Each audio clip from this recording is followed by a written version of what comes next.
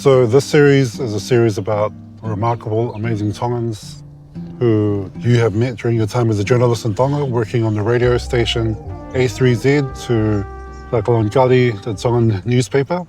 And so you've had the opportunity to meet people such as His Majesty Tawha Hautupauwha, That's correct. Professor Futahelu, Professor Epeli Hau'ofa, Yes. and many other amazing people from different fields such as sports to politics to health.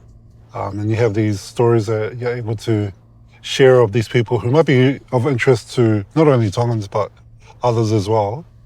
So thank you for giving us your time and your My pleasure. stories and your experiences. And so before we launch into the stories, we will just give a little bit of a high overview of the media landscape in Tonga during the time that you were working there, from the 70s to 90s. the mid-90s.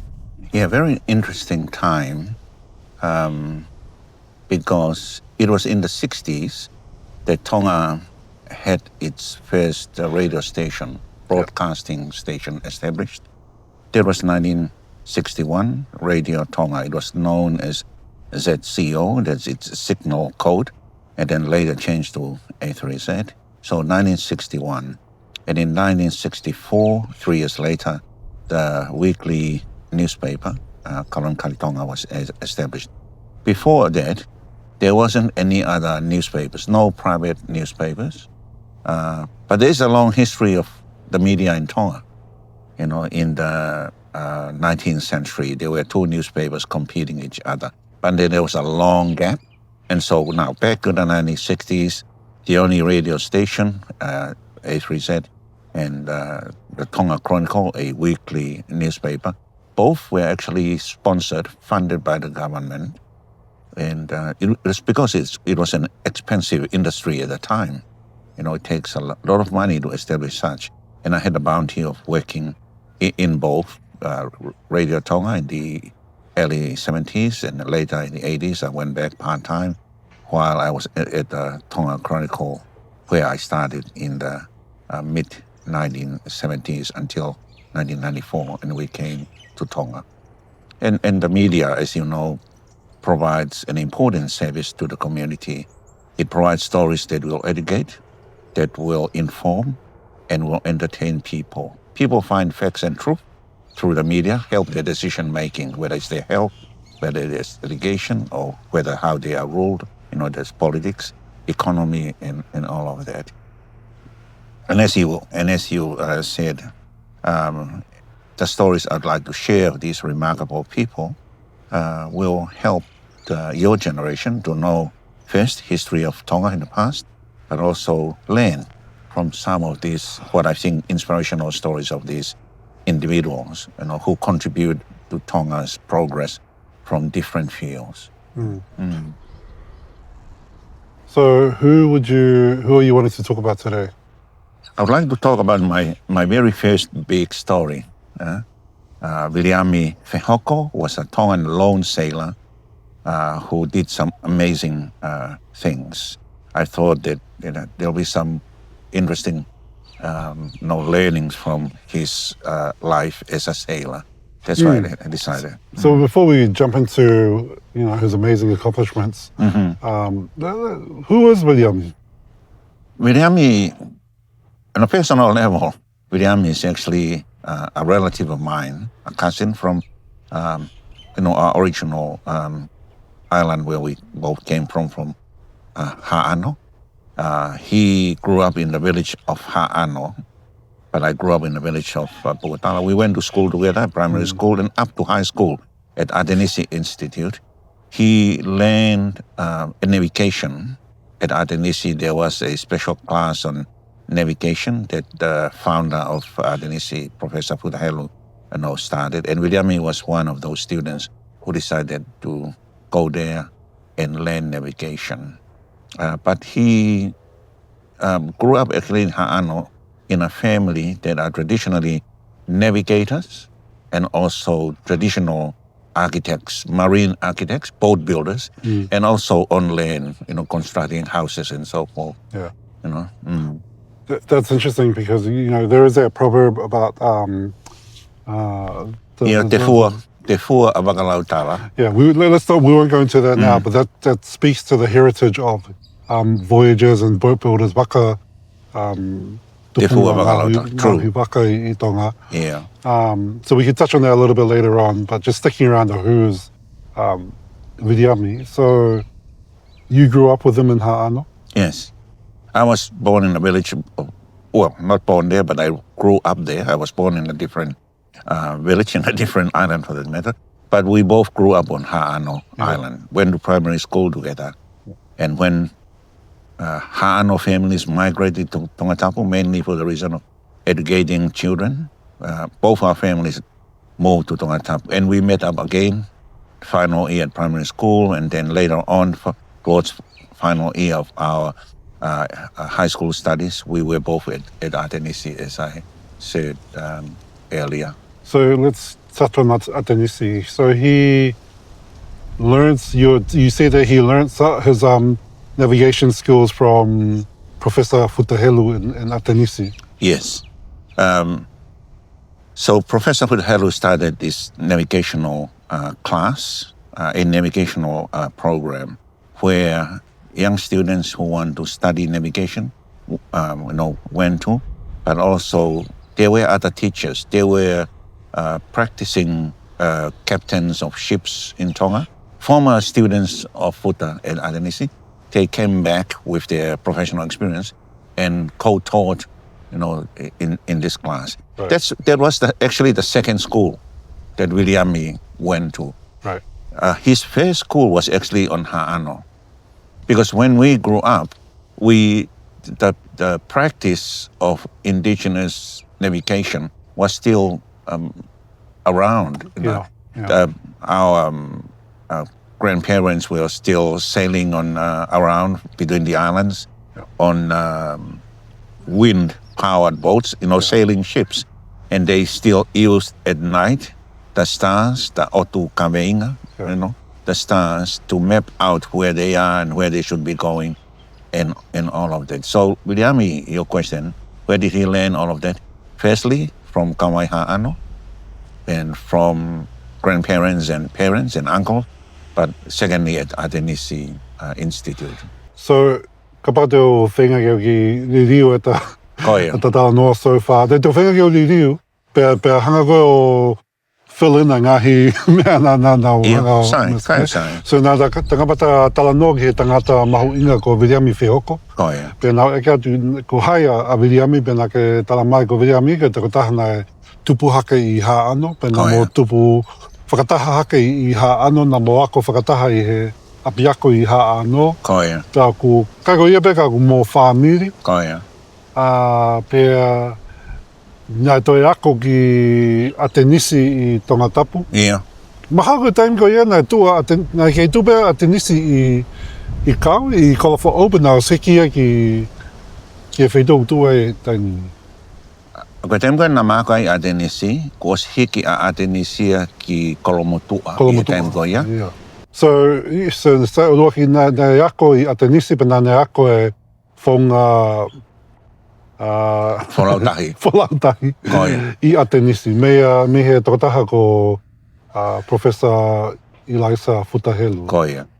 Ai ko nau pehe ko Futahelu pe ka neme ka whai ako kehe. Koe whanau ako pe nā raki ako ia futa. Ako ia futa ai whika ko whai ake wholautahi. Calculus, trigonometry, e ngai whika ko ia. Nai fulere awit. Pe nā ko wholautahi, nā omi mo ilo ko ia o tokoni hono a koi. Ai ako whai wholau. Koe ako wholautahi a Atenisi. So that's kind of a brief summary. Nā doia ha mea nā talanoa ki ai ki mua, nā teke o hanga ririu. Ia maha koe ki kamata anga be koe, ka koe urakiu. Ki sai beho le whakatoa. Ka koe uraki koe hinga koe ai ku pehe ke wahe te ngai talanoa koe ni. He ku mahu inga, he koe talanoa ni ki he kakai, nau whae ngahi ngā aonga, ngahi ngā mahu inga ki he whonua, ngahi mala ai ke he kehe, me he whare o tui, hange koe ne a whio tāpau tu pou whāko o ngā whonua, pe he ke kau ako to kimu a professor putahelo e peri au ofa to kita huakawa me iriku mo ni hikehe peka wa Viliami anu talanoa ai ihene ngawe ihene tauke ko ihe fallout tahi te talanoa mu. So Viliami learns forms of mathematics that assist with his knowledge of sailing, Western style of sailing, right? Na kaya nga tape ihe fonga whaka Europe. Koia. Kana whakatonga pe Viliami ihene fallout horo. Ai ilo tu whanua ki he fallout tahi. Na pota wita Viliami no lawe o tu kawenga ai whetu. Nga ake whetu ki hene fallout horo. Na whakatonga we aki o ilo e ua. Ilo whaka Europe. Whakatauka tea hia. Io e lawe ke pe ko Viliami na whakatoka tea. I ne lava nga ake ilo a Europe. Pani te lava nga ake ilo tu whanua ka Tonga I fallout tahi. So just moving forward from his education, he learns how to voyage, how to sail from two schools, the European and the traditional school of sailing. And so I know that there's a photo of you and Viliami on a boat at some point, sometime in the 70s, I think. That I've seen. Can you tell me a little bit about that photo and what was happening at that time that you were with Viliami? In 1978, I was asked to accompany a member of our faith, the Baha'i faith, Mr. Robert Dutton. He was visiting Baha'i communities in Hawaii, and I was asked to accompany him and be the interpreter. And so we met up with Viliami while we were on Lifuka, Pangai Lifuka, the provincial capital of Hawaii. We met up. He was on his way from the Cook Islands, and that was the first time for me to meet up with him after about 4 years. Then, Viliami? So the last time I met Viliami was in Vama'u. He was a cadet on the old Hifofua, And then we were talking about this idea. He said, I'll go to New Zealand and see what I can do. Maybe I'll build a boat and sail. So that was kind of a dream. And then 4 years later, we met up. He was a lone sailor in his own yacht. He built himself with his own money from scrap metal and timber that he collected around here in New Zealand. So the image of that boat is a boat that he built himself here in New Zealand? Yeah. Wow. Whereabouts did he build that boat? At West Haven. Here in Auckland, just across the bridge. Here from here, the North Shore. Well, waterfront. And as I said earlier, Viliami is from a family of marine architects, boat builders, Karia and all of that. So you already have some of that knowledge. Already. His father was a boat builder and a carpenter of building houses and all of that. In fact, my father used to buy boats from Viliami's father. They didn't know each other very well. So, and Viliami grew up learning all of that. What was his father's name? Tevita Urakivalu Fehoko. Fehoko. And as you ask, where did he learn all those skills? Firstly, from the first school, his home back in Ha'ano, Island. And then he came as a cadet here to New Zealand on the old Hifofua. And then he decided to continue to work and collect, earn money here by scrapping, washing other yachts and earn his money and build his boat.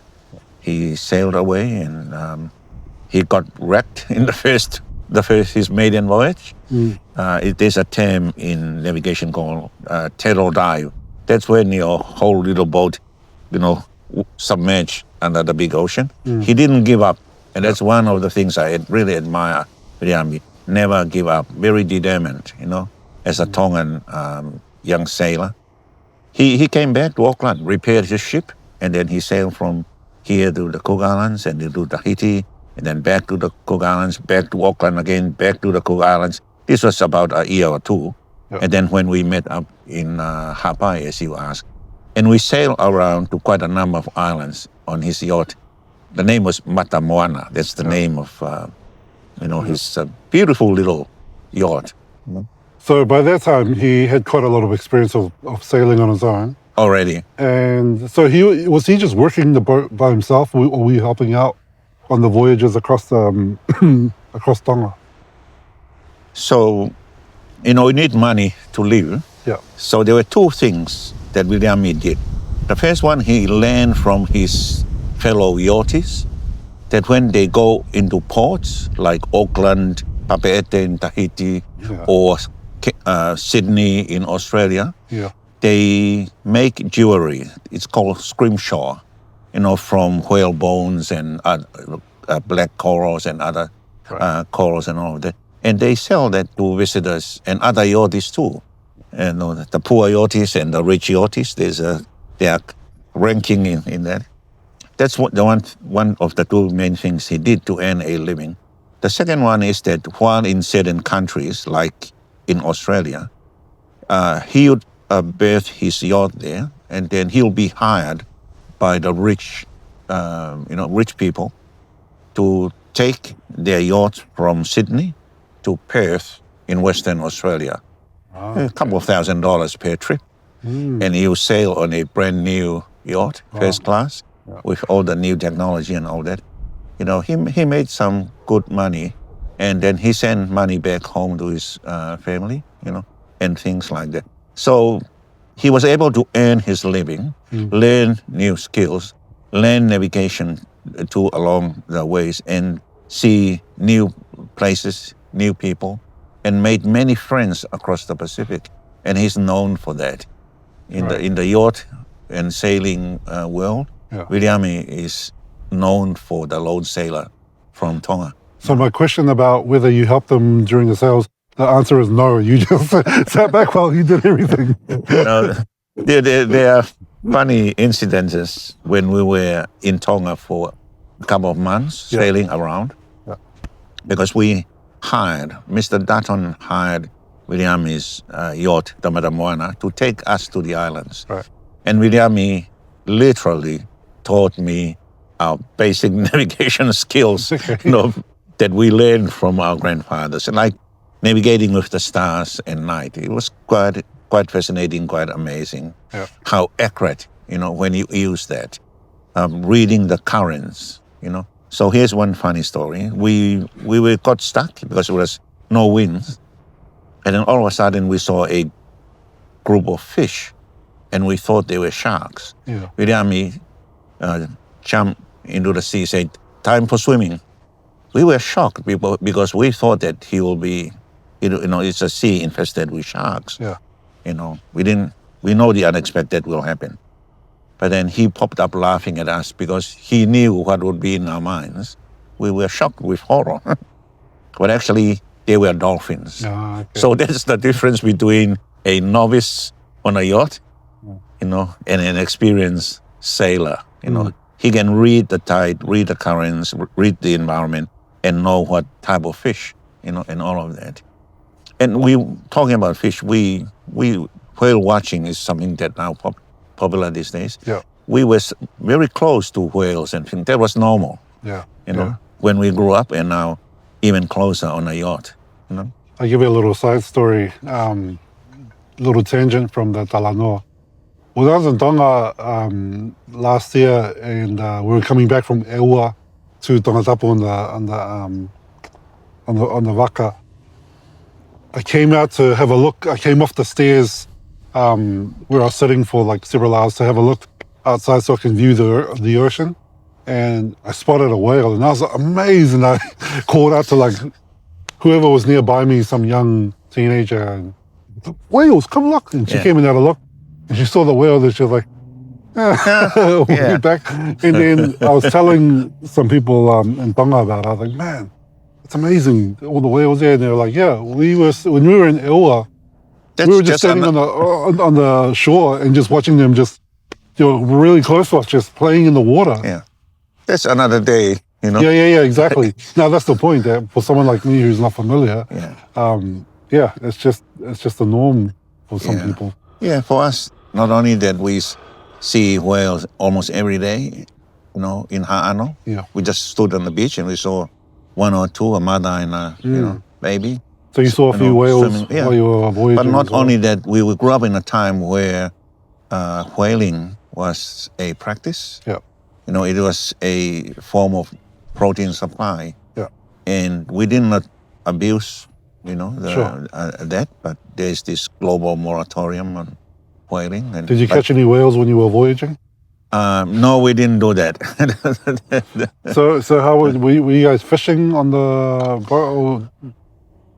I would love to think that we were fishing, but I was watching Viliami fishing, and he actually caught quite a few big tuna. Okay. Yellowfin tuna. Yeah. And we brought them home when we landed in Tonga. Okay. So 2 months sailing around Hawaii, and then we went back on the Matamoana, back to Tonga. So we'll just pause there ka whengeta ririu whakatonga ki section go, yeah? So now ekat ki whikawaki moe whehu whikawaki moe ki lai tāke o koe ma'u. Koe lai tā o waka a Viliami, I he waka ko koe mo Viliami, he? Ina ku eke atu koe hamea na hoke time koe na whai tai ai mo he waka. Pena ke talamai koe taimia koe ia na nane osi whakatū ne waka me New Zealand o mai ki Tonga. Pea na mo wholau holo I Tonga, I hapai mo e kautaha mea tā lotu toko tā pārangi. Ka kibua ki ai na osi na uloki hau ki New Zealand o whakatū ne waka. Pe nane... O fo'u waka. What's the difference between whakatū and fo'u? Fo'u, koe rea ia koe ki he ngāhi o ha waka. Fo'u waka. Specifically for waka? Fo'u. Okay. Fo'u waka. You learn That's why, a new Tongan I mean, I would have heard it before, but like there's no distinction because of just a lack of like familiarity and a lack of fo'u waka, whakatū whare. Langa whare. What's whakatū for? Because to me, whakatū is like building, right? Constructing. It's a more generic term you use. Okay. But if you're talking about waka, building, boat building, it's fo'u waka. Fo'u waka. So nāne fo'u I ne waka I Okalani. Koia. Pena e kamata wholau ki Lalotonga. Koia. Pea kone uluaki wholau na ngoto ne waka. Ngoto, koia. Pea ko leo soni mahuinga me ki experience ko ia na ke pehe na kaike fo'u every day. Fo'u, kaike pelu. Kaike pelu la. Pea ia na I guess na hawa taha o takoni kaike whakawhoka me waka. Whakama wira mohono waka ki Okalani, he? Pea toe... Toi ngāhi fo'o. Pea toi... Pea toi wholau ki Lalotonga. Wholau ki Lalotonga, pea wholau ki Tahiti. Whoki mai ki Lalotonga, whoki mai ki Okalani. Pea toi wholau ki Cook Island, ki Lalotonga. Pea me ai arange ki Tonga. Ka I he taimi ko ia na au ana wheki a Australia. Koe nai tu'oua ni aluga seria. Koe taimi koe nai osea kono waka, pea wholau tu'oua osa no ngāhi. Nai whoi taimi nai wholau ki a seria. Me Tonga pe? Ikai, me Okalanini. Me Okalani, Koe konga pia ni ahi kono waka. Pea ku maalo I whiunga ki matu'ua ki hou koe oi moana. Hou moana. Pea toi alu koe nau talanoa, alu ki Cook Island, alu ki Tahiti. Whoki mei Tahiti ki he otmot kuki, pea wholauange koe ki Tonga. Ai koe ne orange koe ki Tonga I hono ki waka. Okay. Pea koe ne whalau ki sene ki Australia, na... Osi koe e ne wholaume koe ki Tonga, pea hau ki New Zealand, pea alu rewa ki sene. Pea nai kamata ngawe iai, he? Ngawe whalau waka I ngahi kakai maupana. Tūmari. Me sene ki whē? Ki Perth. Perth. I ki Western Australia. Perfect. Hino whakatonga. Ui bega pēs. Whabalang tok li liwa ta. Really, or that? Ikai? Okay, Yeah. ikai. Yeah. So, yeah. Palabe uvaka me senegi Perth. Iyo. O awe ngahi waka he koe ngahi waka la laki o bitoia, koe ngahi iote. Yeah. Pea kum. Koe noa mahui ngā ia nau tau, ma mafa au pito. Yeah. Be maune ki stirini me Pea ai. mau ene sirin lelei me ai. Pea toko ni aki hono he neongo mātu a ki kawai, ki haano, Pea toko ni aki he ne whorau horoko koe he otu motu. Yeah. Pea koe ni whorau horoko ia, pea tau keire vai a Viliami, toi ako lahi anga he whorau tahi. Yeah. Tau te whito ki he Ocean Pacific, Yeah. he koe Ocean i lahi tahai ako koe ki Koia. māmani. Yeah. Okay, so I think that covers most of that section that we just talked about. Koia. So what was this big feat that Viliami had attempted? Yeah, it's a rare feat to sail around the world, to circumnavigate the world. Right. Not to mention that you do that as a very young sailor. Viliami was in his late 20s at the time. Right. And not only that, but on a small sloop, that's the name of the type of yacht that he built. Only 18 foot, I think. Yeah. Or 15, I'm not sure. We can check that later on. But a very small boat, and with sails only, no engines. He didn't have any engine all throughout this time. He decided to sail around the world all by himself. Not many people have done that, back then, and even up to now. It's a very dangerous feat to try to accomplish. Oh, yeah. For many reasons, Yeah. But Viliami decided. So in order to do that, you have to cross the three biggest oceans in the world. The biggest is the Pacific, and there's also the Indian Ocean, Yeah. and then the Atlantic Ocean, and then you are back into the Pacific. Right. So there are other oceans, as you know, there are about 7 of them. Yeah. But in order for you to be able to circumnavigate in the world, you have to cross those three. So Viliami crossed 2 of them. Yeah. So from the Pacific, the biggest, into the Indian Ocean.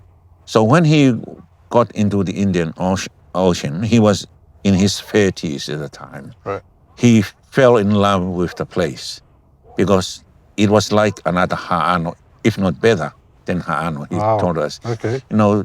How bountiful the sea was, abundance of sea life, seafood, and all that. Yeah. The beauty of these islands, not only the Mauritius Islands, but also the Seychelles. That's where he lived. And there's a small island, Latik. I have not been to this place, but it was through writing to each other with him. I used to send him a copy of the paper. Wow. And he would write back to me and share, his what he was up to and all of that. Yeah. And I need to mention also that Viliami was not only a navigator and architect, boat builder. He was also an artist and a sculptor. Right. Yes. And he was just another normal young Tongan, but with a big dream to achieve. Oh, yeah. And so when he was in the Seychelles, especially on the Teak Island, he taught other young people around him 2 things: how to sculpture, and also how to paint. And he established this informal school under the coconut trees in the Teak, and he's known there. You can read in some of the stories there, they still talk about Viliami. He later on not only fell in love with the island, but he fell in love with a beautiful young woman, and he got married there. Right. And so because of the pull between family life and the life of a sailor, he decided to consolidate his family life there for a few years. And sadly, he passed away. Right. But he has got a wonderful legacy, Yeah. the virtue of being courageous, Yeah. daring to face the challenge, his skills and knowledge on navigation. You know, later on, in fact, a few months ago, two of his brothers, they built a double hull small carrier Yeah. and named it Matamoana, and they were able to sail from Tongatapu, from Nu'alofa to Ha'ano. So his younger brother is Sione Fehoko. His younger brother is Sione Fehoko. I know Sione, and also his oldest brother is Kedi, who now carried the family chiefly title of Hiko. Hiko. Yeah, Hiko is one of the... The title from Ha'ano, eh? From Ha'ano. Yeah, I remember reading about that. Yeah, and Hiko is the one who got the atu, the bonito fish, onto the shore in Ha'ano. But that's another story for another time. But yeah, it was Iskeri and Stephen. So this is the legacy. I mean, we can come back to that a little bit later on. You're talking about the attributes, the characteristics of Viliami, of courage and daring and determination, and also his skills as not only a master boat builder, navigator, but also as a artisan, a craftsman as well. Yeah. And that legacy is passed down to his younger brothers. He did so when he was, because he learned sculpting and carving. Did you say in the Indian Ocean, in Seychelles? Already in the Pacific. In the already. Pacific. Oh, okay. So as I said earlier, when yachties sail from one harbor to another, you know, you spend days in the sea doing almost nothing. Yeah. And they realized that they can actually spend their time on something productive. Yeah. So they started to carve jewelry, Right. you know, pendants, bracelets, Yes, brooches, and all of that. Yeah. And when they get into the next harbor, they sell those not only to the tourists, but also to the rich yachties. Yeah. And in addition to that, they scrap, and wash, you know, the big yachties and a lot of them. Viliami learned from that. But also, Viliami learned fine art and the history of art at Atenisi. I did that class, you know, as well. And you'll be amazed when Viliami talk about Picasso and Giorgione and, you know, all the Raphael and all of those, you know, great artists of Europe and modern ones like Picasso and all of that. Yeah. I think, talking about that, I think his favorite artist was two, Picasso and Dali, Salvador Dali.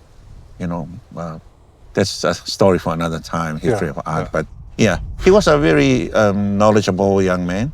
Yeah. You know, very wise too, and frugal and, you know, and prudent with his small resources that he got. Yeah. So he passed away in, I guess in Seychelles. I recall, in the Seychelles in the year 2000, I recall. Yep. And so his legacy, I mean, I guess it's the Fehoko family, the legacy of voyaging and craftsmanship architecture is carried on through his younger sibling Viliami, and I guess Iskeri, but Viliami is obviously the one who is well known in Tonga at the moment as the master craftsman. It's now third generations now. Right. Yeah. Sorry. Well, if we start from his father, yeah, and of course ancestors, but from Viliami now you have the children and grandchildren of his siblings now following that, you know, craft and trade. Yeah. And as Stephen is known in Tonga, you know, for that Stephen Fehoko and Fehoko arts. And so he has got a legacy of preserving the traditional navigational skills, you know, indigenous navigation knowledge. So that was an amazing accomplishment for Stephen to build that waka and then sail it. You know, when I was in Tonga last year, I went to visit the Fehoko Arts studio or shop in Tofoa. And I was talking to one of his family members who was manning the shop at the time. And I was asking about the karia that he had built, or the waka that he had built. And she said, yeah, matangi begi he matangi rei ke toki whalau. So it was ready to go by then, but it was just waiting for the the appropriate climate to set sail. So, I mean, just to even be able to, again, to revive that or to, carry on that practice of building the waka and then traveling to Ha'ano, being met in Ha'ano by the people there and his family, and then sail back to Tongatapu was amazing, and hopefully we can see more of that. And I wanted to come back to this paloveape that we talked about before. Can you remind me what the proverb is that refers to Ha'ano's... Te fua avakalautala. Te fua avakalautala. Te kalawaugi... Yeah, te fua avakalautala, it has at least two interpretations of the meaning. Yeah. But it's clear it refers to Ha'ano because of Lautala boat building hub. Yeah? And it was in that hub, at that hub, where master boat builders were at the time. This was before European contact. Right. Yeah. And they would be the last authorities to give warrant of fitness to any marine or sea voyaging group and their boats. So they'd have to stop by Ha'ano just to make sure that everything's good to go. Yeah. Given the green card, the approval, green light to sail. And that's for safety, mainly for safety reasons, to make sure that people sail and be able to return home safe and sound. So that speaks to the history, the rich history of navigation and voyaging in Ha'ano. Can you explain that how that proverb might be used, like in the modern day setting? What's the... So one interpretation is te fua means one. Yeah. Waka lautala means a boat from Lautala. Yeah. So there might be only one boat, but it's a boat that is built with great strength. Right. By expertise in the trade. Yeah. And that means a trustworthy, seaworthy boat to be on. Yeah. So te fua waka lautala means a person, a leader that you can actually rely and depend on. Okay, yeah. So it might be one boat, but you know where it was built, so you can rely, trust. So despite the smallness of the quantity, you can trust the quality of the... it's about quality. The product. Yeah, it's about quality. Yeah, the other interpretation is that Lautala is a place where there were boats, go to, because te fua can also means that we come together, we gather together at a hub where it's the center of activity around that particular trade, or activity for that matter. Yeah. So, hence the proverbial saying, te fua avakalautala. So, in today's, as you said, for people to look back and through the lens of that proverbial saying, they can peek into a legacy of indigenous knowledge, of navigation, of marine architecture, but also values and principles that can guide you not only in your navigational life in the sea, but also in your journey through life. Determination, never give up, perseverance, resilience. And if you are a navigator in the sea of life, do not give up with the first time you go, sunk into the ocean like Viliami. Never give up, You pick up. So I just want to jump a little bit further back to wrap us up into history. Like we see the rich history of navigation in Ha'ano, and that's the lineage, that's the history that the Fehoko family come from, and our family as well. In Ha'ano, I think there were maybe journals from Captain Cook or Abel Tasman, some of the European voyagers that would note that the boats that they would observe in Tonga would just be speeding around the European boats that they would bring in, and they'd note how quickly they'd maneuver through the water, sometimes just manned by a single person. And you had a story about Captain Cook from William Mariner's observation. Yeah, it's recorded in the book about William Mariner. Marina in the Tongan language.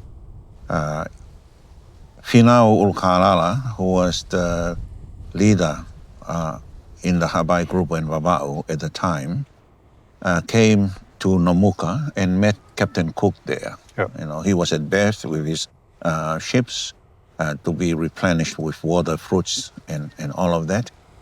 And Finau Ulkalala invited him to join him at Pangai, Lifuka, for a festival. He was a guest of honor, Yeah. you know. And when they parted, Finau said, "I'll see you there and I'll welcome you," meaning that he will be ahead waiting for him. Right. And Captain Cook was surprised because he thought that his big ship will be the fastest of all the boats that he observed around him. But to his pleasant surprise, Finau already got there before him and welcomed him to Hawaii. That speaks to the point of how fast marine technology built in Tonga, you know, at the time. Yeah. So then that's part of the history that Viliami Fehoko, Vita Fehoko, and the rest of the siblings comes from, and it's good to see that you had the privileged experience voyaging with with Viliami in the 70s, and then coming to this day and age, seeing Steve Ennie building a waka and then being able to sail it out to Ha'ano and back. And there's a lot that we can learn from the life of Viliami, and I think it's clear from these stories that you've shared that the reason why we might consider him a remarkable Tongan. Yeah, in my view, he is remarkable. You know, although he was not able to complete his goal of circumnavigating the whole world, but he crossed 2 of the 3 big oceans, you know. And the lesson for us today is that do not easily give up, you know. You fall, you stand up and walk forward. So set your goals, walk towards it until you achieve your goals, you know. And that's why I think that he's remarkable. Set your cardinal points. Was that the language you used when you were sailing? Cardinal point and the position of the stars and then navigate towards that direction? Maybe not. Anyway, mahalo.